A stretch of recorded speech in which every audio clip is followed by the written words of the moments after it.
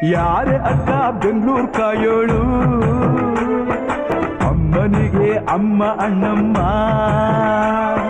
ಯಾರೋ ತಮ್ಮ ಕರ್ಗಾನ್ ಮೆಚ್ಚೋಳು,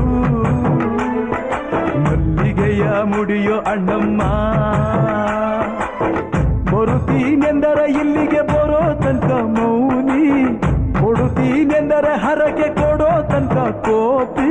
ಆಡಿದ ಮಾತನ್ ಮೀದಿರೋ ಭಕ್ತರ ಇವಳಿಗೆ ಇಷ್ಟ ಇಷ್ಟ.